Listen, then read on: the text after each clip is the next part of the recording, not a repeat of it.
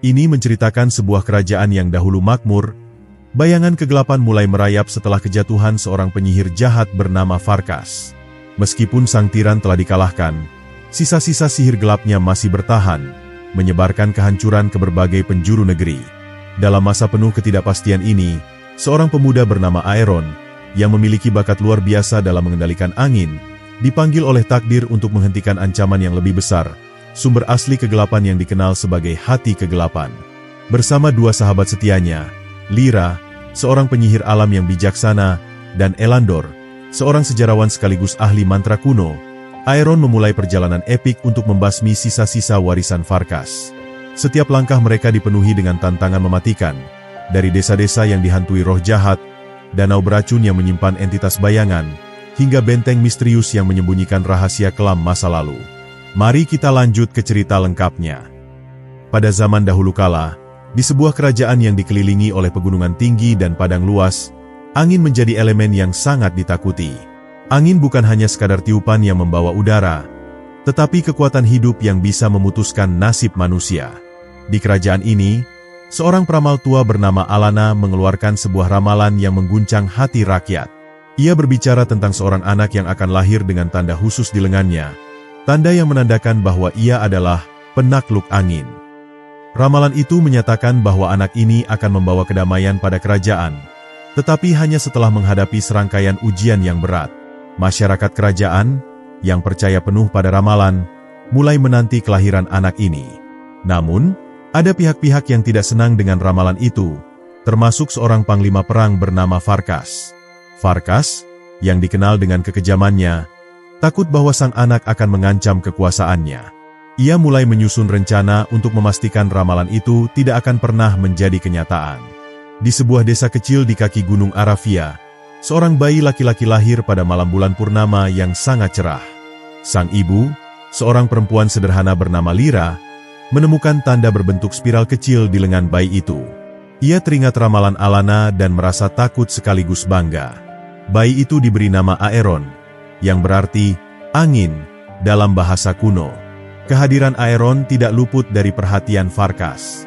Ketika mendengar kabar kelahiran bayi dengan tanda spiral, ia segera mengirim mata-matanya ke desa tersebut. Namun, Lyra yang cerdas sudah memperkirakan hal ini. Ia membawa Aeron ke hutan untuk bersembunyi, meninggalkan desanya yang hangus akibat serangan pasukan Farkas. Sementara itu, di istana kerajaan, Raja Eldrin yang bijaksana memerintahkan pengawalnya untuk menemukan bayi yang disebut dalam ramalan. Raja percaya bahwa ramalan itu adalah jawaban atas kehancuran yang dialami kerajaan karena badai angin yang semakin sering terjadi. Namun, pencarian itu tidak membuahkan hasil, karena Aeron sudah jauh di dalam hutan. Di tengah hutan, Lyra bertemu dengan seorang pertapa tua bernama Elandor. Ia adalah seorang penjaga tradisi kuno yang mengenal kekuatan angin lebih dari siapapun. Elandor menerima Lyra dan Aeron di gubuk kecilnya dan berjanji melindungi mereka. Ia juga melihat potensi besar di dalam Aeron, meskipun masih bayi. Elandor mulai mengajarkan Lyra cara melindungi diri dari musuh dan mempersiapkan Aeron untuk masa depannya. Ia bercerita tentang roh angin, entitas mistis yang hanya bisa dijinakan oleh penakluk angin. Menurutnya, Aeron harus menghadapi roh angin pada usia tertentu untuk membuktikan dirinya layak. Tahun-tahun berlalu, Aeron tumbuh menjadi anak yang cerdas dan penuh semangat. Namun, ia sering merasa ada sesuatu yang istimewa tentang dirinya, meskipun ia tidak sepenuhnya memahami apa itu. Lyra selalu melindunginya dari kebenaran tentang ramalan, takut bahwa ia belum siap untuk menghadapi takdirnya. Namun, sebuah peristiwa besar mengubah segalanya. Ketika Aeron berusia 10 tahun, badai angin yang sangat kuat menghancurkan gubuk tempat mereka tinggal. Dalam badai itu, Aeron secara tidak sengaja memanggil kekuatan angin untuk melindungi dirinya dan ibunya. Elandor menyaksikan kejadian ini dengan takjub. Saat itulah ia tahu bahwa waktu Aeron untuk memahami takdirnya sudah tiba. Setelah kejadian badai besar itu, Elandor membawa Aeron ke tempat yang ia sebut sebagai altar angin.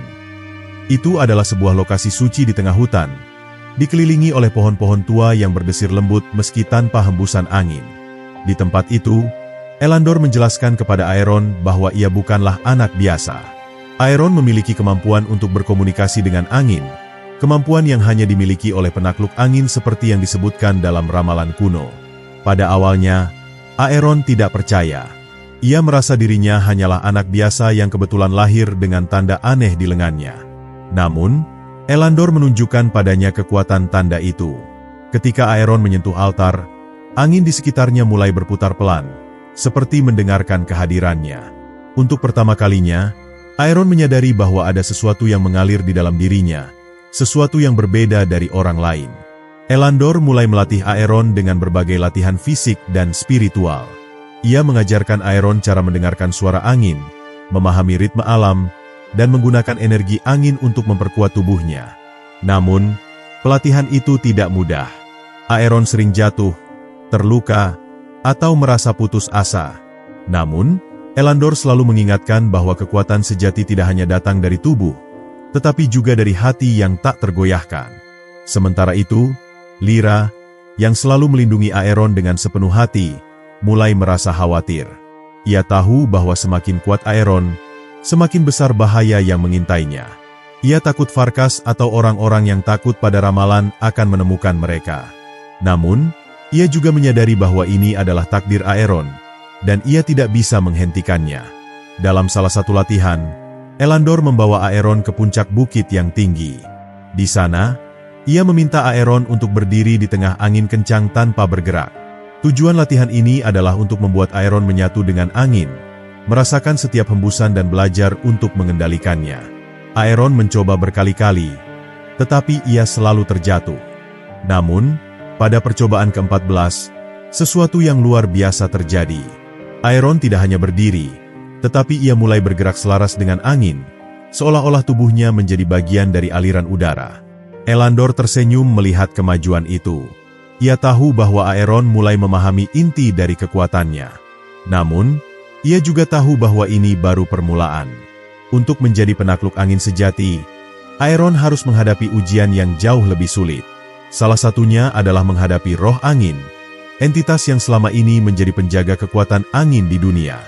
Namun, sebelum itu, Aeron harus belajar mengendalikan sisi emosionalnya. Angin adalah elemen yang sensitif terhadap emosi. Jika Aeron membiarkan dirinya dikuasai oleh kemarahan, ketakutan, atau keraguan, angin yang ia kendalikan bisa menjadi kekuatan yang merusak. Maka, Elandor mengajarkan Aeron meditasi untuk menjaga keseimbangan batinnya. Hari demi hari berlalu, dan Aeron semakin mahir dalam mengendalikan angin.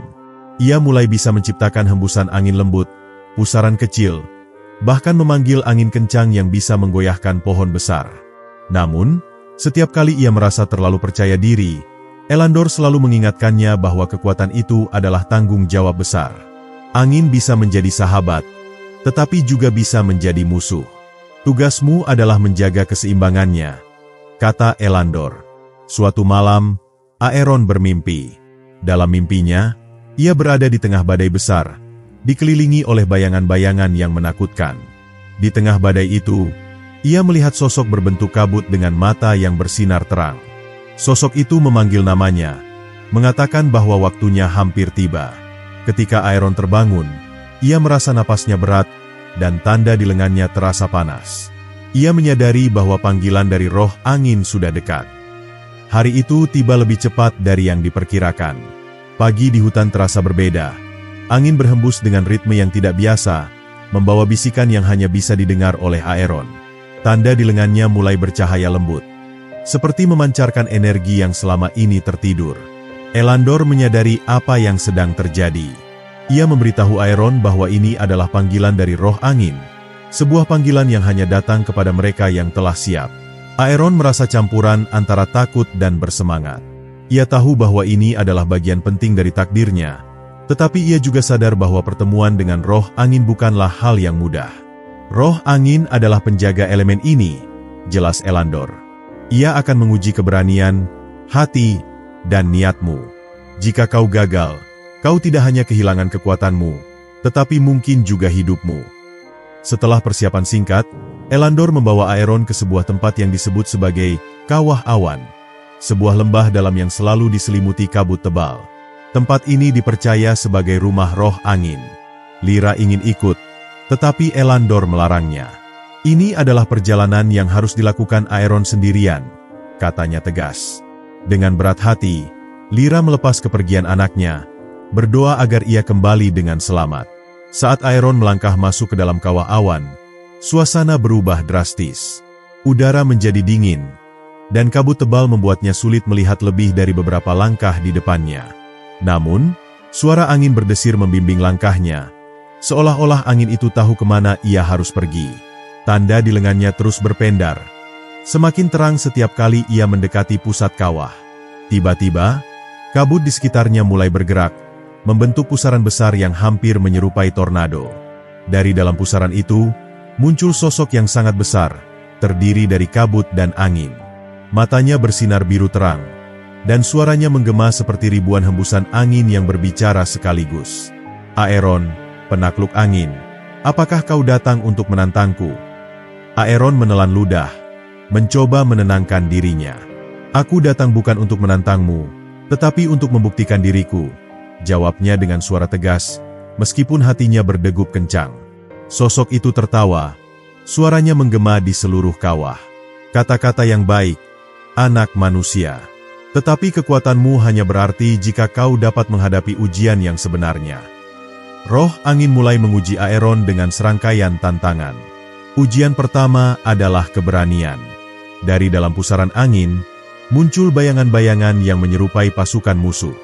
Mereka mengepung Aeron, menebasnya dengan pedang angin yang tajam. Aeron harus mengendalikan rasa takutnya dan melawan bayangan itu dengan kekuatan angin yang ia miliki.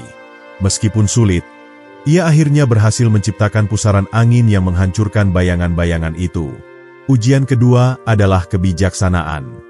Roh angin menciptakan teka-teki yang rumit, sebuah jebakan mental yang memaksa Aeron untuk berpikir cepat. Kabut di sekitarnya berubah menjadi cermin yang memantulkan bayangannya sendiri. Setiap kali ia melangkah maju, cermin-cermin itu berlipat ganda, menciptakan labirin yang membingungkan. Aeron harus menemukan jalan keluar dengan mendengarkan suara angin, yang akhirnya membimbingnya ke arah yang benar. Namun, ujian ketiga adalah yang paling sulit, hati. Roh angin memunculkan ilusi Lyra, ibunya, yang terperangkap dalam badai besar. Selamatkan dia, jika kau bisa, tantang roh angin. Aeron berlari, mencoba menyelamatkan sang ibu, tetapi setiap kali ia mendekat, Lyra semakin jauh, seperti terhisap ke dalam pusaran badai. Air mata mengalir di wajah Aeron, tetapi ia akhirnya menyadari bahwa ini hanyalah ilusi yang dirancang untuk menguji emosinya. Dengan berat hati, ia menutup matanya dan berkonsentrasi. Ia menggunakan kekuatannya untuk menenangkan badai, bukan mengejar bayangan ibunya. Melihat ketenangan dan tekad Aeron, roh angin akhirnya berhenti. Pusaran angin itu mereda, dan sosok kabut besar itu tersenyum samar. Kau telah membuktikan dirimu, Aeron, katanya. Kekuatan angin sekarang menjadi milikmu. Gunakanlah dengan bijaksana, karena kau tidak hanya membawa takdirmu sendiri, tetapi juga harapan kerajaanmu. Ketika Aeron kembali ke tempat Elandor, tanda di lengannya kini bersinar lebih terang dari sebelumnya. Elandor tersenyum bangga. Kau telah melewati ujian yang tidak mudah, Aeron. Kini kau benar-benar menjadi penakluk angin. Aeron merasa tubuhnya lebih kuat, dan ia merasakan angin mengalir dalam dirinya seperti aliran sungai yang tak pernah berhenti. Namun, jauh di istana, Farkas mendengar kabar tentang keberhasilan Aeron. Ia tahu bahwa waktunya semakin sedikit. Dengan kekuatan yang ia miliki, ia mulai merencanakan serangan besar untuk menghancurkan Aeron sebelum ia menjadi ancaman yang nyata. Di istana kerajaan, kabar tentang keberhasilan Aeron mencapai telinga Farkas melalui jaringan mata-matanya. Sang panglima perang yang ambisius itu merasa cemas sekaligus marah. Baginya, ramalan tentang penakluk angin adalah ancaman terbesar terhadap kekuasaannya. Ia tahu bahwa kekuatan Aeron akan menjadi penghalang bagi rencananya untuk merebut tahta. Dengan penuh amarah, ia bersumpah akan menghancurkan Aeron sebelum bocah itu menjadi lebih kuat. Farkas memerintahkan para penyihir gelapnya untuk merencanakan serangan. Mereka memanggil angin jahat, sebuah kekuatan terkutuk yang mampu merusak segala sesuatu yang disentuhnya. Para penyihir itu menciptakan badai gelap yang dipenuhi dengan petir hitam dan angin mematikan. Dengan badai ini, Farkas berniat menyerang kawah awan, tempat Aeron terakhir kali terlihat. Sementara itu, di hutan, Aeron terus berlatih bersama Elandor.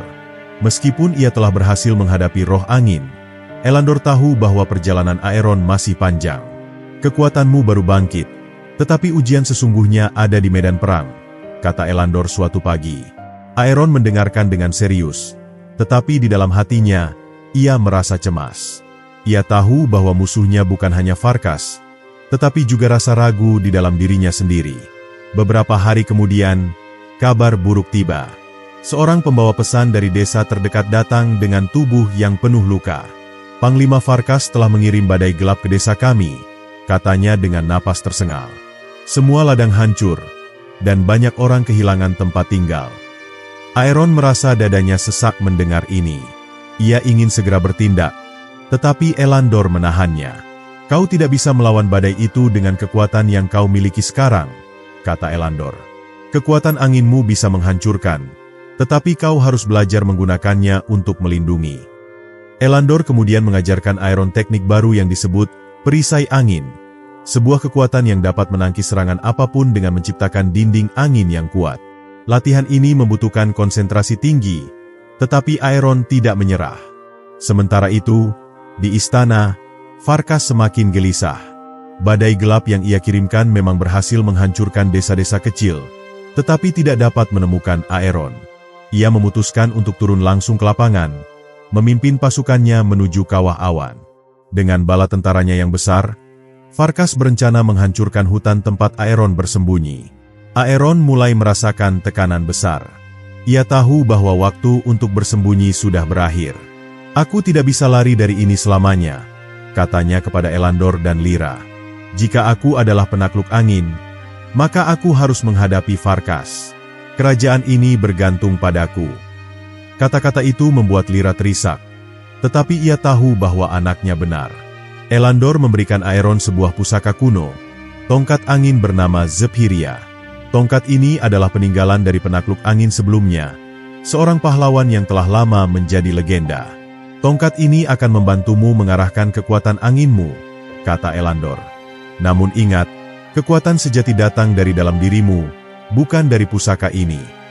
Saat pasukan Farkas mulai memasuki hutan, Aeron merasa angin di sekitarnya berdesir dengan gelisah.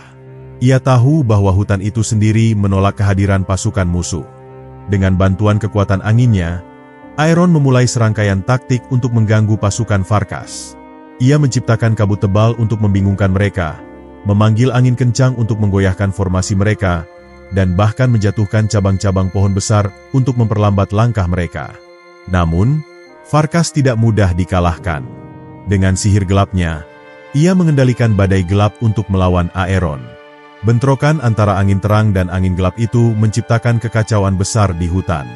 Pohon-pohon tumbang, tanah retak, dan hewan-hewan melarikan diri dalam ketakutan. Di tengah pertempuran itu, Aeron hampir kehilangan kendali atas kekuatannya. Ia merasa badai gelap Farkas terlalu kuat, dan ia mulai meragukan kemampuannya. Namun, suara Elandor bergema di pikirannya. Angin adalah cerminan hatimu. Jika kau percaya pada dirimu sendiri, angin akan mengikutimu. Dengan mengingat ajaran gurunya, Aeron memusatkan pikirannya dan menciptakan pusaran angin raksasa yang membungkus badai gelap Farkas. Ia menggunakan kekuatannya untuk menetralisir angin gelap itu, dan perlahan-lahan, badai Farkas mulai melemah. Namun, Farkas tidak menyerah begitu saja. Ia maju ke depan dengan senjata gelapnya, sebuah pedang besar yang terbuat dari bayangan. Dengan amarah membara, ia menyerang Aeron secara langsung. Aeron harus menggunakan semua kemampuan yang ia pelajari untuk menangkis serangan itu. Pertarungan mereka menjadi sangat sengit, dengan angin yang berputar liar di sekitar mereka. Pada saat yang kritis, Aeron mengingat tongkat Zephyria yang diberikan Elandor. Ia mengangkat tongkat itu dan memusatkan seluruh kekuatannya ke dalamnya. Dengan satu ayunan, ia menciptakan gelombang angin yang begitu kuat sehingga mendorong Farkas dan pasukannya keluar dari hutan. Namun, Farkas tidak sepenuhnya dikalahkan. Dengan luka di tubuhnya, ia bersumpah akan kembali dengan kekuatan yang lebih besar.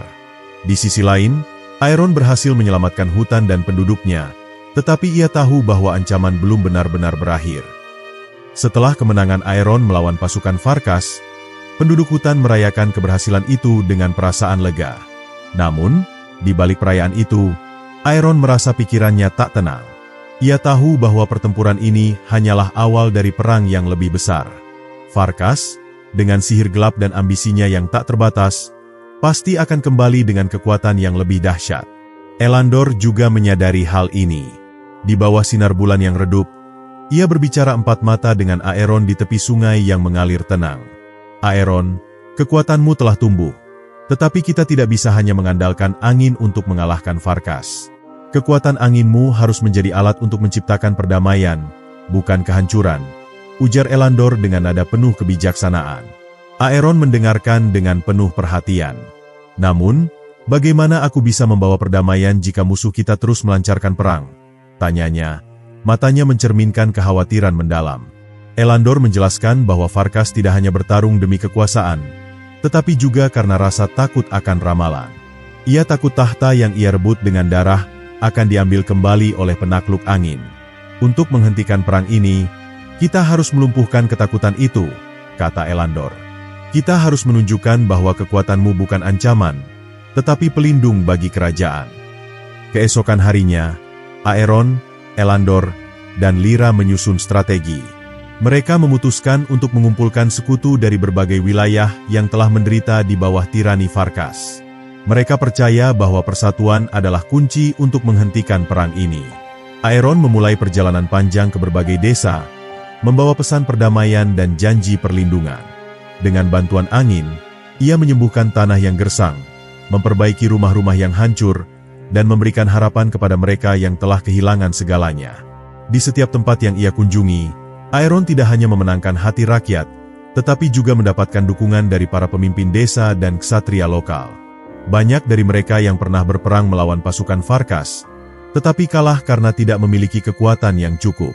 Kini, dengan Aeron di pihak mereka, mereka merasa memiliki peluang untuk melawan. Namun, perjalanan ini tidak tanpa rintangan. Farkas, yang mengetahui rencana Aeron, mengirim pasukan kecil untuk menghalangi pergerakannya. Di salah satu desa yang terpencil, Aeron dan rombongannya disergap oleh kelompok prajurit bayangan yang dipimpin oleh salah satu jenderal kepercayaan Farkas. Pertarungan itu berlangsung sengit, tetapi Aeron berhasil mengalahkan mereka dengan taktik yang cerdas dan kemampuan anginnya yang terus berkembang. Setelah kekalahan itu, Farkas semakin marah. Ia memanggil para penyihirnya untuk menciptakan senjata pamungkas, sebuah pusaran badai gelap yang dikenal sebagai tornado kematian. Badai ini tidak hanya menghancurkan fisik, tetapi juga melemahkan mental siapapun yang berada di dekatnya. Dengan kekuatan itu, Farkas berencana melancarkan serangan terakhir ke jantung kerajaan, tempat yang dulunya menjadi pusat kekuasaan keluarga Aeron.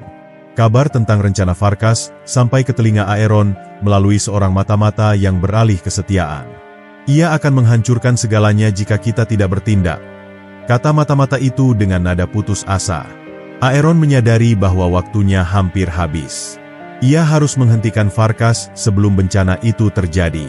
Malam itu, Aeron duduk sendirian di bawah pohon tua. Ia merenungkan perjalanan yang telah ia lalui dan beban yang kini ada di pundaknya. Bisakah aku benar-benar membawa perdamaian? Pikirnya. Angin yang berhembus lembut di sekelilingnya seolah menjawab pertanyaan itu, memberikan ketenangan di hatinya. Ia tahu bahwa selama ia tetap setia pada tujuannya, ia tidak akan pernah sendirian. Esok paginya, Aeron mengumpulkan semua sekutunya. Mereka memutuskan untuk tidak menunggu serangan Farkas, tetapi maju lebih dulu ke arah istana gelapnya. Mereka tahu bahwa ini adalah momen yang menentukan. Dengan kekuatan angin yang ia miliki, Aeron memimpin pasukan itu melintasi medan yang sulit dan berbahaya. Di tengah perjalanan, mereka dihadapkan pada sebuah jurang besar yang dipenuhi dengan kabut tebal. Jalan ini adalah satu-satunya rute tercepat menuju istana Farkas, tetapi tidak ada jembatan yang tersisa. Dengan keberaniannya, Aeron menggunakan angin untuk menciptakan jembatan sementara dari pusaran udara yang padat. Pasukannya menyeberang satu persatu, penuh dengan rasa kagum pada kekuatan pemimpin mereka. Namun, saat mereka mendekati istana Farkas, tanda di lengan Aeron kembali bersinar terang. Ia merasakan ada sesuatu yang menunggu di dalam. Sesuatu yang lebih besar dari sekadar sihir gelap atau ambisi seorang panglima perang. Perasaan itu membuatnya semakin waspada, tetapi juga memantapkan tekadnya. Ini bukan hanya tentang aku, pikir Aeron. Ini tentang semua orang yang bergantung pada kekuatan ini untuk masa depan mereka. Dengan keyakinan yang teguh, ia bersiap untuk menghadapi tantangan terakhir yang akan menentukan nasib kerajaan. Istana Farkas berdiri megah namun mengerikan di puncak bukit yang dikelilingi oleh jurang dalam.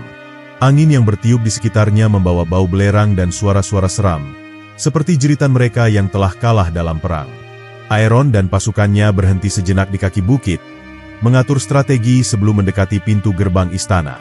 Ini adalah medan pertempuran terakhir kita, kata Aeron kepada pasukannya. Farkas akan menggunakan semua kekuatan gelapnya untuk melawan kita, tetapi ingatlah, kita bertarung bukan hanya untuk diri kita sendiri. Kita bertarung untuk kebebasan dan keadilan bagi seluruh kerajaan. Kata-kata itu menyulut semangat para ksatria, petani, dan penyihir yang kini berdiri di sampingnya. Malam mulai jatuh ketika mereka mendekati gerbang istana. Tiba-tiba, langit menjadi gelap gulita, dan badai besar terbentuk di atas mereka. Tornado kematian yang direncanakan Farkas mulai terlihat. Badai itu berputar perlahan di langit, tetapi kekuatannya terasa hingga ke tanah, menciptakan guncangan dan angin kencang yang membuat sulit untuk berdiri.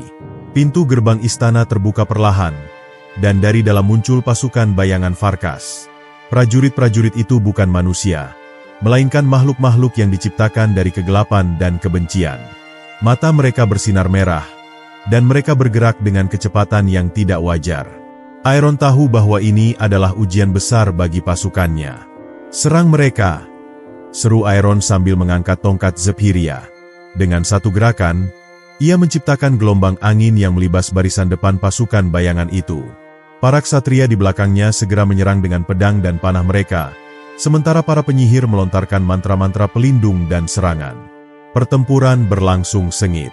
Meski pasukan Aeron berjuang keras, pasukan bayangan tampaknya tidak pernah habis. Setiap kali satu prajurit bayangan dikalahkan, dua lagi muncul dari kegelapan. Aeron menyadari bahwa ini adalah kekuatan Farkas. Ia tidak mengandalkan jumlah, tetapi pada ketidakberhentinya. Di tengah kekacauan itu, Elandor mendekati Aeron. Kita tidak bisa terus bertarung seperti ini. Kau harus menghadapi Farkas secara langsung. Hanya dengan menghancurkan sumber kekuatannya, kita bisa mengakhiri pertempuran ini. Aeron mengangguk, meskipun hatinya diliputi rasa takut. Ia tahu bahwa menghadapi Farkas berarti mempertaruhkan segalanya. Dengan bantuan Elandor dan Lyra, Aeron menerobos garis depan pasukan bayangan dan masuk ke dalam istana. Interior istana itu terasa dingin dan gelap, penuh dengan aura sihir gelap yang menekan. Di aula utama, Farkas sudah menunggu, berdiri di tengah lingkaran sihir yang memancarkan cahaya ungu yang menakutkan. Jadi, kau akhirnya sampai di sini, penakluk angin, kata Farkas dengan senyum sinis. Ia memegang pedang gelapnya, yang tampak seperti hidup, berdenyut dengan energi jahat. Aku harus mengakui, kau lebih kuat dari yang kuduga. Tapi jangan berpikir bahwa kau bisa mengalahkanku. Aeron berdiri tegak, meskipun ia bisa merasakan energi gelap Farkas menekan tubuhnya. Aku tidak di sini untuk membuktikan diriku padamu, Farkas, katanya. Aku di sini untuk menghentikanmu dan mengakhiri penderitaan yang telah kau ciptakan. Pertarungan antara Aeron dan Farkas pun dimulai. Farkas menyerang terlebih dahulu, menggunakan pedangnya untuk menciptakan gelombang bayangan yang menghancurkan pilar-pilar di sekitar mereka. Aeron menghindar dengan lincah, menggunakan angin untuk mempercepat gerakannya. Ia membalas dengan pusaran angin yang diarahkan ke Farkas, tetapi sihir gelap Farkas terlalu kuat untuk dilawan dengan serangan biasa. Farkas tertawa sinis. Kau pikir angin kecilmu cukup untuk mengalahkanku? Aku telah menguasai kekuatan yang jauh melampaui imajinasimu.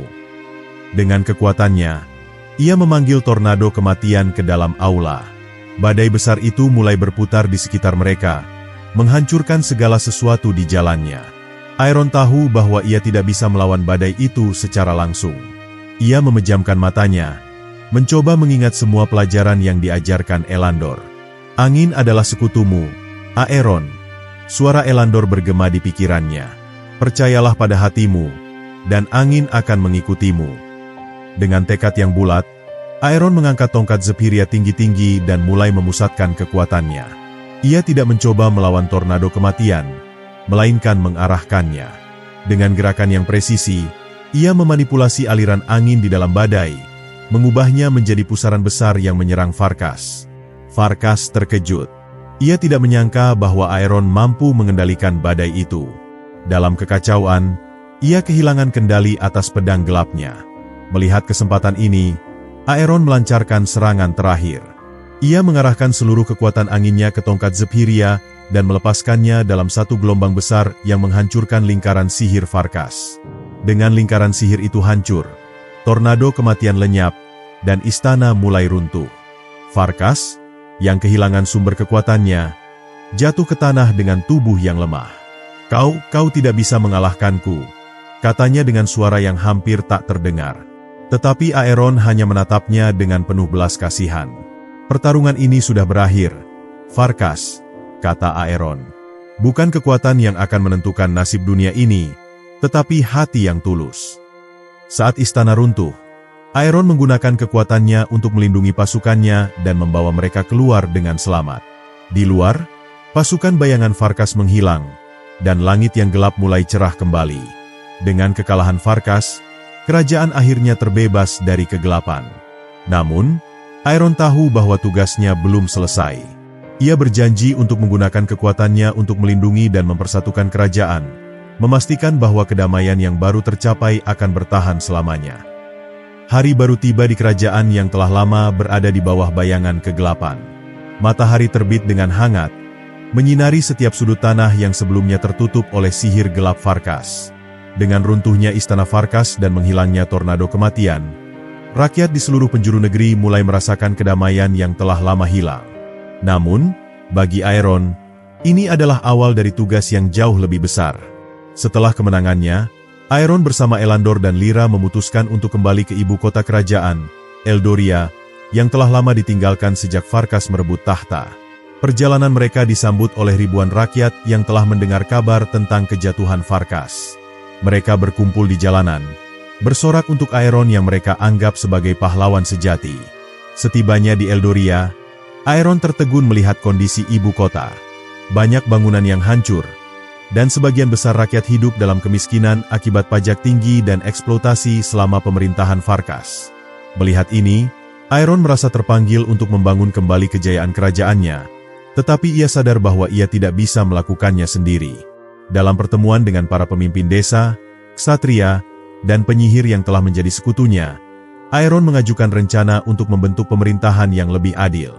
"Kita telah belajar dari masa lalu bahwa kekuasaan yang terpusat pada satu orang mudah disalahgunakan," katanya. "Aku ingin membangun kerajaan di mana semua orang memiliki suara, di mana keadilan adalah prioritas utama." Ide itu diterima dengan penuh semangat. Mereka mulai merancang sistem pemerintahan baru yang melibatkan perwakilan dari setiap wilayah. Dewan ini bertugas memberikan masukan dan mengawasi kebijakan kerajaan. Aeron, meskipun dianggap sebagai raja yang sah, memilih untuk mengambil peran sebagai pemimpin yang mendengar dan melayani, bukan memerintah dengan tangan besi. Sementara itu, Lyra memimpin upaya untuk memulihkan lingkungan yang telah dirusak oleh sihir gelap. Dengan sihir alam yang ia kuasai, ia bekerja keras mengembalikan kesuburan tanah dan menyembuhkan hutan-hutan yang gundul. Ia juga melatih sekelompok penyihir muda untuk menjaga keseimbangan alam, memastikan bahwa bencana seperti tornado kematian tidak akan pernah terjadi lagi. Elandor, di sisi lain, menjadi penasihat utama Aeron. Ia membantu menyusun undang-undang baru dan memberikan nasihat bijak dalam setiap keputusan penting. Dengan kebijaksanaannya, ia memastikan bahwa perubahan yang dibuat tidak hanya adil, tetapi juga berkelanjutan untuk generasi yang akan datang. Namun, di tengah semua usaha ini, Aeron tetap merasa gelisah. Ia sering teringat pada kata-kata terakhir Farkas sebelum ia kalah. Kegelapan tidak akan pernah benar-benar hilang. Aeron tahu bahwa meskipun Farkas telah tiada, sisa-sisa sihir gelapnya mungkin masih ada di suatu tempat, menunggu waktu untuk muncul kembali. Kekhawatiran ini terbukti benar ketika sekelompok pengungsi dari perbatasan datang membawa berita buruk. Mereka melaporkan adanya makhluk-makhluk aneh yang muncul di hutan dekat perbatasan. Makhluk yang tampaknya diciptakan dari sihir gelap yang tersisa. Mereka tidak menyerang, tetapi kehadiran mereka cukup untuk membuat kami ketakutan, kata salah satu pengungsi. Mendengar ini, Aeron memutuskan untuk bertindak. Bersama Lyra dan Elandor, ia pergi ke perbatasan untuk menyelidiki. Mereka menemukan bahwa di tengah hutan itu, terdapat sisa-sisa lingkaran sihir gelap yang pernah digunakan Farkas. Lingkaran itu tampaknya masih aktif, memancarkan energi yang memanggil makhluk-makhluk dari dunia lain. Aeron tahu bahwa ia harus menghancurkan lingkaran itu, tetapi ia juga tahu bahwa melakukannya tidak akan mudah. Energi di sekitar lingkaran sangat kuat, dan setiap upaya untuk mendekat membuat tubuh mereka terasa berat. Lyra mencoba menggunakan sihir alaminya untuk menetralisir energi gelap itu, tetapi lingkaran itu terlalu kuat. Ini adalah ujian lain, kata Aeron dengan nada penuh keyakinan. Ia mengangkat tongkat Zephyria dan memusatkan kekuatannya. Angin mulai berputar di sekitarnya, menciptakan pusaran yang melindunginya dari pengaruh sihir gelap. Dengan langkah mantap, ia mendekati lingkaran itu, meskipun setiap langkah terasa seperti membawa beban ribuan ton. Ketika ia mencapai pusat lingkaran, ia meletakkan tangan di atas tanah dan memanggil seluruh kekuatan anginnya. Ia tidak hanya menghancurkan lingkaran itu, tetapi juga menetralisir energi gelap yang ada di sekitarnya. Makhluk-makhluk aneh yang sebelumnya muncul mulai menghilang, seperti bayangan yang terhapus oleh cahaya. Dengan hancurnya lingkaran itu, Aeron menyadari bahwa ini adalah awal dari tugas yang lebih besar. Sihir gelap telah meninggalkan jejak di banyak tempat di kerajaan, dan ia harus memastikan bahwa semuanya dihancurkan agar kedamaian yang baru tercapai benar-benar abadi. Kembali ke Eldoria, Aeron berbicara kepada rakyatnya. Kedamaian bukanlah sesuatu yang bisa dicapai dalam semalam, katanya. Ini adalah perjalanan panjang yang membutuhkan kerja keras dan keberanian. Tetapi selama kita bersatu, tidak ada tantangan yang tidak bisa kita hadapi. Kata-kata itu menggema di hati semua orang yang mendengarnya. Mereka tahu bahwa meskipun jalan ke depan penuh dengan rintangan, mereka tidak akan pernah sendirian. Dengan Aeron sebagai pemimpin mereka percaya bahwa era baru kedamaian benar-benar mungkin. Meski lingkaran sihir gelap di perbatasan telah dihancurkan, Aeron dan para sekutunya menyadari bahwa ini hanyalah salah satu dari banyak jejak kegelapan yang tersisa di kerajaan. Farkas mungkin telah dikalahkan, tetapi warisannya masih hidup dalam bentuk energi jahat yang tertinggal di berbagai sudut wilayah. Aeron memutuskan untuk memulai perjalanan baru, sebuah misi untuk memastikan bahwa kerajaan benar-benar bersih dari bayangan masa lalu. Kabar tentang jejak-jejak kegelapan itu mulai berdatangan dari berbagai penjuru. Di utara, terdapat sebuah desa yang dikatakan dihantui oleh roh-roh gelap. Di selatan, sebuah danau yang dulunya menjadi sumber kehidupan bagi masyarakat setempat telah berubah menjadi kubangan beracun. Bahkan di pegunungan timur, suara-suara aneh terdengar dari dalam gua-gua yang dalam dan gelap. Aeron tahu bahwa ia harus menyelidiki semuanya satu persatu. Perjalanan pertama mereka membawa Aeron, Lyra, dan Elandor ke desa di utara. Desa itu dikelilingi oleh hutan lebat yang kini dipenuhi kabut tebal dan suara aneh di malam hari. Ketika mereka tiba, mereka disambut oleh kepala desa, seorang pria tua bernama Eldrick, yang tampak lelah dan cemas. "Kami dulu hidup damai di sini," kata Eldrick. Tetapi sejak kekalahan Farkas, sesuatu yang gelap muncul dari hutan. Kami kehilangan banyak penduduk yang masuk ke dalam sana dan tidak pernah kembali. Aeron dan timnya memutuskan untuk masuk ke hutan itu meskipun diperingatkan tentang bahaya besar yang menunggu. Saat mereka melangkah lebih jauh ke dalam hutan, mereka mulai merasakan kehadiran sesuatu yang tidak wajar. Pohon-pohon tampak layu, meskipun tidak ada tanda-tanda penyakit alami. Angin di dalam hutan terasa berat, seperti membawa beban kemarahan dan penderitaan. Di tengah perjalanan, mereka bertemu dengan sosok-sosok bayangan yang muncul dari kabut. Sosok-sosok itu tidak memiliki bentuk yang jelas, tetapi suara mereka terdengar seperti bisikan yang mencemooh dan mengancam. Lyra mencoba mengusir mereka dengan sihir alamnya, tetapi bayangan itu tampaknya kebal terhadap serangannya. "Ini bukan makhluk biasa," kata Elandor sambil memegang tongkatnya. "Mereka adalah roh-roh yang terperangkap oleh sihir gelap Farkas. Mereka membutuhkan bantuan untuk dibebaskan, tetapi kita harus berhati-hati." Aeron mengangkat tongkat Zephyria dan mencoba menggunakan kekuatannya untuk menciptakan aliran angin yang memurnikan area tersebut. Perlahan, kabut mulai menghilang, dan sosok-sosok bayangan itu berubah menjadi cahaya yang lembut sebelum lenyap sepenuhnya. Mereka mendengar bisikan terakhir dari para roh itu. "Terima kasih. sebelum akhirnya hutan kembali tenang. Namun, tugas mereka belum selesai. Di tengah hutan, mereka menemukan sebuah altar kuno yang dipenuhi ukiran sihir gelap. Altar itu tampaknya menjadi pusat energi negatif yang memengaruhi seluruh wilayah. Aeron dan Lyra bekerja sama untuk menghancurkan altar itu. Lyra menggunakan sihir alamnya untuk mengurai energi gelap, sementara Aeron menciptakan pusaran angin yang menghancurkan struktur altar hingga berkeping-keping. Setelah altar itu dihancurkan, perubahan langsung terasa. Pohon-pohon yang layu mulai menunjukkan tanda-tanda kehidupan, dan udara di dalam hutan menjadi segar kembali. Ketika mereka kembali ke desa, para penduduk bersorak gembira melihat bahwa hutan telah kembali normal. "Terima kasih, Aeron," kata Eldrick dengan mata penuh air mata. "Kami sekarang bisa hidup tanpa rasa takut lagi." Namun, Aeron tidak merasa lega sepenuhnya. Ia tahu bahwa masih ada banyak tempat lain yang membutuhkan bantuannya. Ia juga menyadari bahwa setiap jejak kegelapan yang mereka temukan tampaknya memiliki pola yang mengarah pada sesuatu yang lebih besar. Ketika mereka kembali ke Eldoria untuk beristirahat, Elandor mulai mempelajari catatan-catatan lama tentang sihir gelap Farkas. Ia menemukan bahwa sihir gelap itu tidak sepenuhnya diciptakan oleh Farkas, melainkan diwarisi dari sumber yang lebih kuno, yang disebut sebagai roh kegelapan. Sumber ini adalah inti dari semua kekuatan jahat yang digunakan Farkas, dan kemungkinan besar masih ada di suatu tempat. Jika kita tidak menghancurkan sumber ini, jejak-jejak kegelapan akan terus muncul, kata Elandor dengan nada serius. Ini bukan hanya tentang membersihkan sisa-sisa masa lalu. Kita harus mengakhiri akar dari semua ini. Aeron mengangguk. Meskipun ia tahu bahwa misi ini akan lebih berbahaya daripada apapun yang pernah ia hadapi sebelumnya. Namun, ia juga tahu bahwa ia tidak sendirian. Dengan dukungan Lyra, Elandor, dan rakyat yang percaya padanya, ia siap untuk menghadapi apapun yang datang.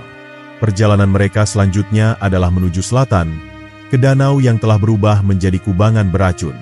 Aeron berharap bahwa dengan setiap langkah yang mereka ambil, mereka semakin dekat untuk menemukan kebenaran tentang roh kegelapan dan menghentikan ancaman itu untuk selamanya. Perjalanan Aeron ke selatan menuju danau yang telah berubah menjadi kubangan beracun dimulai dengan suasana penuh kewaspadaan. Danau itu, yang dikenal sebagai Danau Cersis, dulunya adalah sumber kehidupan bagi banyak desa di sekitarnya. Namun, sejak kekalahan Farkas, air danau itu berubah menjadi hitam pekat, memancarkan bau busuk yang mematikan. Banyak hewan dan tumbuhan di sekitarnya mati, dan penduduk yang mencoba menggunakan airnya jatuh sakit atau meninggal dunia. Ketika Aeron dan rombongannya tiba di desa terdekat, suasana muram menyelimuti setiap sudut. Rumah-rumah terlihat kosong, ladang-ladang tandus, dan hanya beberapa penduduk yang tersisa di sana. Salah satu dari mereka, seorang wanita tua bernama Maris, menyambut Aeron dengan harapan yang hampir padam. "Danau itu dikutuk," katanya dengan suara parau. "Tidak ada yang bisa hidup di dekatnya. Tapi aku merasa ada sesuatu yang bersemayam di dalamnya. Sesuatu yang jauh lebih gelap daripada yang terlihat." Aeron mendengar dengan seksama, dan firasatnya mengatakan bahwa ini lebih dari sekadar dampak sisa-sisa sihir Farkas. Ia memutuskan untuk mendekati danau bersama Lyra dan Elandor, meskipun bau busuk yang menyengat membuat setiap langkah terasa berat. Saat mereka tiba di tepi danau, mereka melihat air hitam itu bergerak tidak wajar, seperti hidup dan bernapas. Tiba-tiba, permukaan danau bergolak, dan dari dalamnya muncul makhluk yang menyerupai bayangan besar dengan mata merah menyala. Makhluk itu mengeluarkan suara yang menggema di seluruh wilayah, seolah-olah berbicara langsung ke dalam pikiran mereka. "Kalian berani datang ke wilayahku? Aku adalah bayangan yang ditinggalkan oleh Farkas, penjaga warisan sang roh kegelapan." Makhluk itu menyerang tanpa peringatan, menciptakan gelombang besar yang menghantam Aeron dan rombongannya. Lyra dengan cepat menciptakan perisai sihir untuk melindungi mereka, sementara Aeron mengangkat tongkat Zephyria dan memanggil kekuatan anginnya untuk melawan. Gelombang angin yang ia ciptakan berhasil memotong air hitam itu, tetapi makhluk tersebut dengan cepat pulih dan menyerang lagi. Pertarungan berlangsung sengit, dan Aeron mulai menyadari bahwa makhluk itu bukanlah musuh biasa. Ia bukan hanya sebuah entitas fisik, tetapi juga perwujudan dari energi gelap yang masih terhubung dengan roh kegelapan. Lyra mencoba menggunakan sihir alamnya untuk memurnikan air di sekitar mereka, tetapi energi gelap itu terlalu kuat untuk dihilangkan begitu saja. Ada sesuatu yang menyegel energi ini di dasar danau, seru Elandor, yang sedang mempelajari pola sihir di sekitar mereka. Kita harus menghancurkan sumbernya, atau makhluk ini tidak akan pernah kalah. Dengan arahan Elandor, Aeron dan Lyra bekerja sama untuk membuka jalan menuju dasar danau. Aeron menggunakan kekuatan anginnya untuk membelah air hitam itu, sementara Lyra menciptakan sinar cahaya yang menerangi kedalaman gelap. Di dasar danau, mereka menemukan sebuah artefak kuno berbentuk kristal hitam yang memancarkan energi gelap. Ini adalah inti dari kekuatan gelap di sini, kata Elandor. Kita harus menghancurkannya, tetapi berhati-hatilah. Energinya mungkin akan meledak jika kita tidak melakukannya dengan benar. Aeron mendekati kristal itu dengan hati-hati, merasakan gelombang energi gelap yang mencoba menyerangnya. Dengan tongkat Zephyria, ia menciptakan pusaran angin yang mengelilingi kristal, mencegah energinya meluas. Lyra menambahkan sihir pemurnian, sementara Elandor menggunakan mantra kuno untuk melemahkan struktur kristal tersebut. Akhirnya, dengan satu pukulan kuat dari tongkat Zephyria, kristal itu hancur berkeping-keping, dan makhluk bayangan di atas danau mengeluarkan raungan terakhir sebelum lenyap menjadi asap. Air danau perlahan kembali jernih, dan bau busuk menghilang. Lingkungan sekitar mulai menunjukkan tanda-tanda pemulihan, dan penduduk desa yang melihat perubahan ini bersorak dengan penuh rasa syukur. Namun, kemenangan ini membawa jawaban yang mengejutkan. Di dalam kristal yang hancur, mereka menemukan sebuah simbol yang menggambarkan lingkaran sihir yang jauh lebih besar. Elandor mengenali simbol itu sebagai bagian dari peta menuju sumber asli kekuatan roh kegelapan, yang disebut sebagai hati kegelapan. Hati kegelapan adalah inti dari semua energi gelap yang digunakan Farkas, kata Elandor dengan nada serius. Jika kita tidak menghancurkannya, semua ini hanya akan menjadi awal dari kegelapan yang lebih besar. Aeron merasa beban tanggung jawab semakin berat, tetapi ia tahu bahwa ia tidak bisa mundur sekarang. Dengan peta yang mereka temukan, mereka mulai mempersiapkan perjalanan terakhir mereka, sebuah perjalanan ke inti dari semua kekuatan jahat yang telah membayangi kerajaan mereka selama berabad-abad. Perjalanan ke hati kegelapan akan menjadi ujian terbesar mereka, tetapi Aeron percaya bahwa selama mereka bersatu, tidak ada kekuatan yang tidak bisa mereka kalahkan. Setelah menemukan petunjuk tentang hati kegelapan, Aeron, Lyra, dan Elandor mempersiapkan diri untuk perjalanan terakhir mereka. Berdasarkan peta yang ditemukan di dalam kristal hitam, tempat itu terletak di sebuah lembah tersembunyi di ujung barat kerajaan, yang dikenal sebagai Lembah Maledictus. Lembah ini telah lama dianggap sebagai tempat terlarang, bahkan sebelum Farkas berkuasa. Banyak yang percaya bahwa siapapun yang memasuki tempat itu tidak akan pernah kembali. Dengan tekad yang bulat, Aeron dan timnya berangkat menuju lembah tersebut. Perjalanan mereka penuh tantangan. Angin dingin berhembus kencang, seakan mencoba menghalangi langkah mereka. Hutan di sekitar mereka terasa lebih gelap dan sunyi, tanpa suara burung atau binatang liar. Atmosfer di sana membuat dada mereka terasa sesak, seolah-olah ada sesuatu yang menekan keberadaan mereka. Setelah berhari-hari melakukan perjalanan, akhirnya mereka tiba di mulut lembah. Pemandangan di depan mereka mengerikan. Tanahnya kering dan retak, dipenuhi bebatuan hitam yang berpendar dengan cahaya merah redup. Di tengah lembah itu, sebuah benteng besar berdiri kokoh, dikelilingi kabut pekat berwarna ungu gelap. Itu adalah pusat dari hati kegelapan, sumber dari semua kekuatan jahat yang pernah digunakan Farkas. Saat mereka mendekati gerbang benteng, sosok-sosok bayangan muncul dari dalam kabut. Makhluk-makhluk itu lebih besar dan lebih kuat dibanding yang pernah mereka hadapi sebelumnya. Mata mereka bersinar merah seperti bara api, dan tubuh mereka tampak dilingkupi energi kegelapan yang bergetar liar. Kita tidak bisa mundur sekarang, kata Aeron sambil menggenggam erat tongkat Zephyria. Lyra mulai mengangkat tangan, menciptakan perisai cahaya untuk melindungi mereka, sementara Elandor melantunkan mantra kuno untuk memperkuat pertahanan mereka. Pertarungan sengit pun terjadi. Aeron bergerak cepat, menggunakan angin untuk menebas makhluk-makhluk itu, sementara Lyra melepaskan ledakan sihir suci yang membakar mereka. Namun, jumlah musuh terus bertambah, seakan-akan mereka tidak akan pernah habis. Di tengah pertempuran, pintu benteng tiba-tiba terbuka dengan sendirinya. Dari dalamnya, suara berat menggema di seluruh lembah. Siapa yang berani mengusik kedamaian hati kegelapan? Dari dalam benteng, sesosok makhluk raksasa muncul. Ia tampak seperti manusia, tetapi kulitnya hitam legam dengan urat-urat berpendar merah darah. Matanya kosong, tetapi memancarkan cahaya yang sangat kuat. "Aku adalah Zatran, penjaga terakhir kegelapan," katanya dengan suara menggelegar. "Kalian mengira telah mengalahkan Farkas, tetapi ia hanyalah alat kecil dari kekuatan yang jauh lebih besar." Aeron menyadari bahwa inilah pertarungan terakhir yang akan menentukan masa depan dunia. Tanpa ragu, ia melompat ke depan, mengayunkan tongkatnya dan menciptakan pusaran angin besar yang menyerang Zatran. Namun, dengan satu gerakan tangan, Zatran menghancurkan pusaran itu, menunjukkan betapa kuatnya ia. "Tenaga kalian sia-sia," kata Zatran. "Kegelapan akan selalu ada. Kalian tidak bisa menghancurkan sesuatu yang abadi." Elandor menyadari bahwa mereka tidak bisa bertarung secara langsung. "Kita harus menyerang inti kekuatannya. Hati kegelapan," serunya, menunjuk ke bagian terdalam benteng yang memancarkan cahaya hitam pekat. Lyra dan Elandor mulai menyerang langsung ke arah hati kegelapan, tetapi Zatran menghalangi mereka dengan tembok bayangan. Aeron tahu bahwa hanya ia yang bisa menghentikan ini. Ia menutup matanya, merasakan angin di sekitarnya, dan memanggil semua kekuatan yang ia miliki. Angin mulai berputar dengan kecepatan luar biasa, menciptakan badai besar yang bahkan Zatran pun sulit menahan. Aeron tidak hanya menggunakan anginnya untuk menyerang, tetapi juga untuk menyerap kekuatan yang ada di dalam hati kegelapan. Energi gelap itu berputar, mencoba melawan, tetapi Aeron tetap bertahan. Dengan kekuatan terakhirnya, Aeron mengangkat tongkat Zephyria tinggi-tinggi, lalu menghantamkan ujungnya ke tanah. Sebuah ledakan cahaya terjadi, menyelimuti seluruh lembah. Jeritan Zatran menggema saat tubuhnya mulai terurai menjadi debu. Kabut pekat menghilang, dan benteng mulai runtuh. Hati kegelapan akhirnya hancur. Saat debu mulai mereda, Aeron jatuh berlutut, napasnya terengah-engah.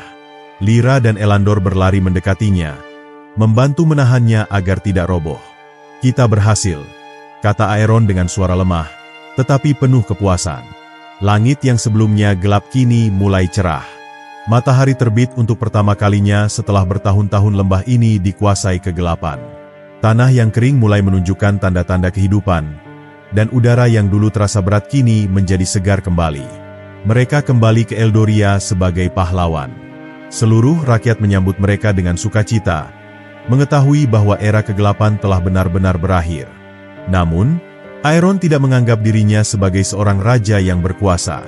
Ia memilih untuk tetap menjadi penjaga angin, pelindung negeri, dan pemimpin yang melayani rakyatnya. Di tahun-tahun berikutnya, Eldoria tumbuh menjadi kerajaan yang makmur. Lyra mendirikan akademi sihir yang mengajarkan keseimbangan antara kekuatan dan kebijaksanaan. Elandor menjadi penasihat utama kerajaan, memastikan bahwa sejarah kelam tidak akan terulang kembali. Sementara itu, Aeron tetap mengembara, menjaga negeri dari ancaman yang mungkin muncul. Ia bukan lagi hanya seorang pemuda biasa, tetapi legenda yang akan selalu dikenang sebagai sang penakluk angin, pahlawan yang membawa angin perubahan dan kedamaian bagi dunia.